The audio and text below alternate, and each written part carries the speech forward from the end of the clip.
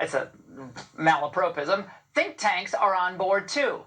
Back in 2010, the far-left Rockefeller Foundation helped produce a shockingly prescient report on 4 possible future scenarios that could play out over the next 15 to 20 years. One of them involved a global pandemic that's remarkably similar to what happened over the last year. During this pandemic, quote, international mobility of both people and goods screeched to a halt.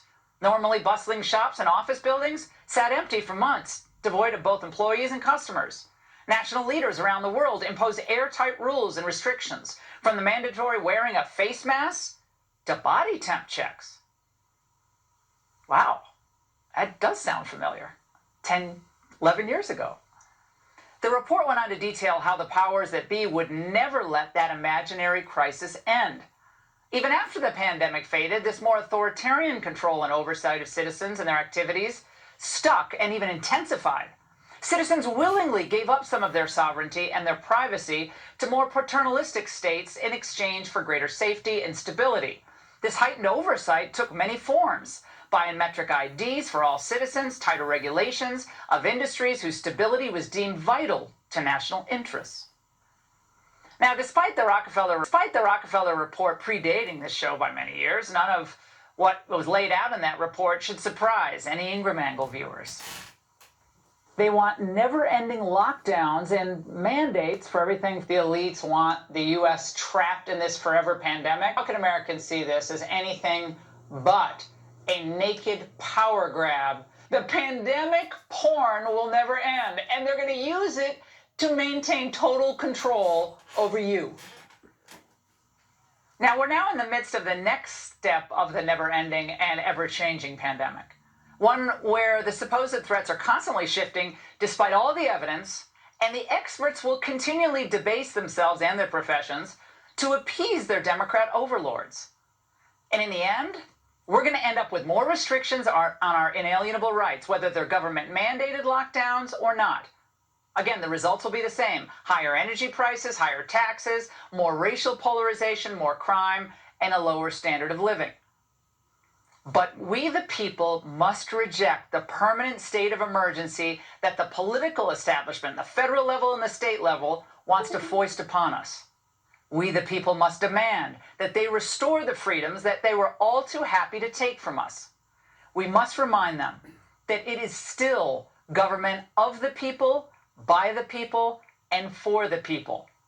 And any politicians who seek to undermine that basic principle must be locked out of power once and for all. And that's the angle. All right, joining me now, Victor Davis Hanson, Senior Fellow at Hoover, and Dinesh D'Souza, conservative author, filmmaker, and host of the Dinesh D'Souza podcast.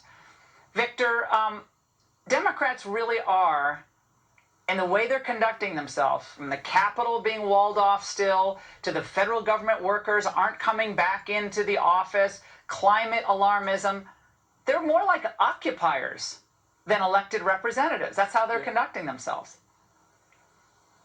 And they say that, Laura. It's not what you or I say, it's what they say. Gavin Newsom said that the crisis, this pandemic, was an occasion to recalibrate a more progressive capitalism. Hillary said the same thing about pushing health care, and Klaus Schwab and the Davos crowd said this is a chance of a lifetime for the Great Reset.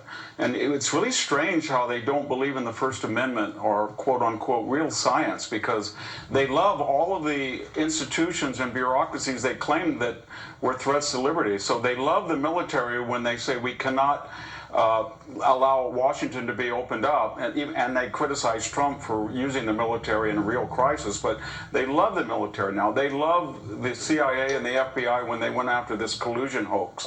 They love all of this idea of suppression of free speech. When we thought, all during this show this year, Laura, we thought that Dr. Fauci was incoherent, contradictory, but we really didn't get to the heart of it. He was really subsidizing research that allowed gain-of-function viral enhancement that was illegal in the United States, and maybe at the core of this whole disaster. And yet, for you or I to say that, or Scott Atlas, whose career was almost destroyed at my institution, Stanford University, they wouldn't allow any discussion of it. So what's it all about? I think they have a vision. It's not about politics anymore. This is not the Democratic Party. This is a progressive neo-socialist group that wants to gain and maintain power and run it by technocratic. Well, they don't like the democracy. I'm sorry to interrupt, Victor. I'm sorry. Yeah, they don't like democracy. They don't want the idea that the Republicans, Dinesh, are anti-democratic. Dinesh, they are the most anti-democratic people out there. They've shoved these mandates down. They want us all scared. They don't want our freedoms to be protected. In the end, they're the oppressors. The idea that conservatives don't want anything but people to have a good life and freedom. It's preposterous. There's no question that even though the left uses the rhetoric of democracy, in fact, they don't really believe in it. They believe that public opinion is something to be molded from above. And this is why they've created this coordinated set of institutions, from education through the media, ultimately to tell the public what to believe. Even when it comes to elections, they don't really want fair elections. I mean, think of it sort of this way. There are all these states that are trying to pass these voter integrity laws.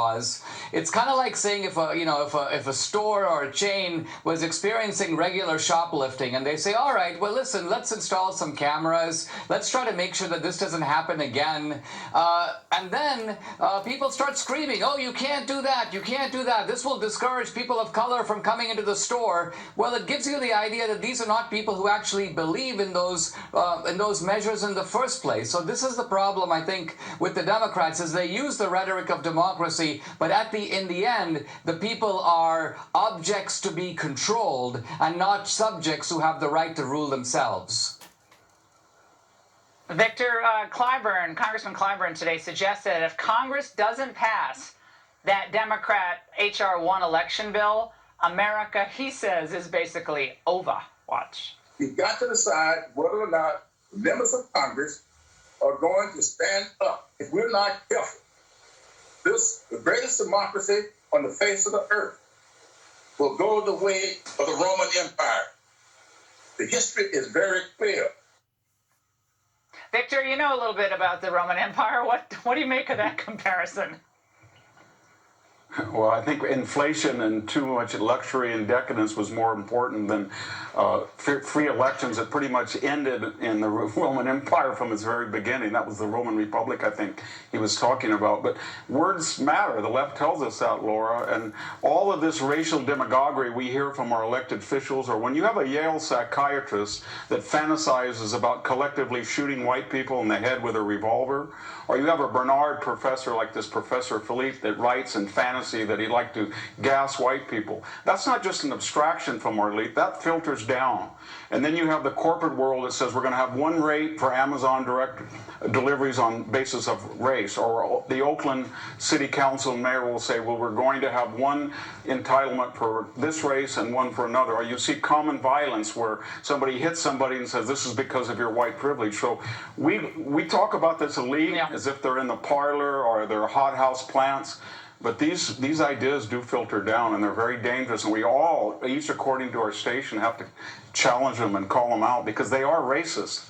And that's what they're doing. And Clyburn knows that well. Dinesh, he knows that these elections have nothing to do with race.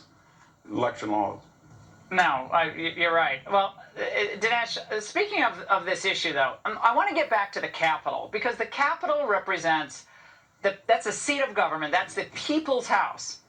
And they have these helicopters there today doing this drill, right? And it was very odd. It was very strange. And remember, it wasn't so long ago that members of our vaunted media establishment were very upset about the idea of militarized policing. Let's remind everyone of what Don Lemon said. Is the president declaring war on Americans? They feel like they are occupied in their own communities by police departments, many of them militarized police departments. They also were terrorized by the presence of tanks, by the presence of the National Guard and a militarized police. Ilhan Omar, Dinesh, your favorite there. So they're all upset about the tanks and the helicopters, but not if they're used against the people who disagree with their policies.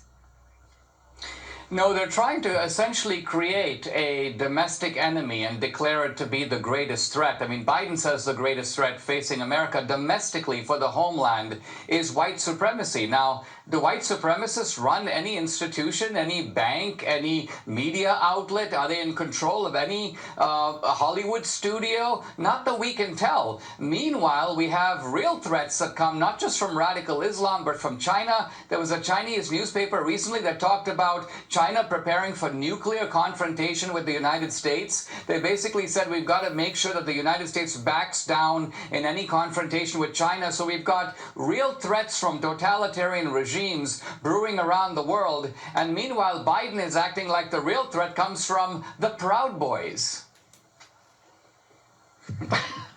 Gentlemen, it's always so great to have you on topics like this. We really appreciate it. And what if the most damning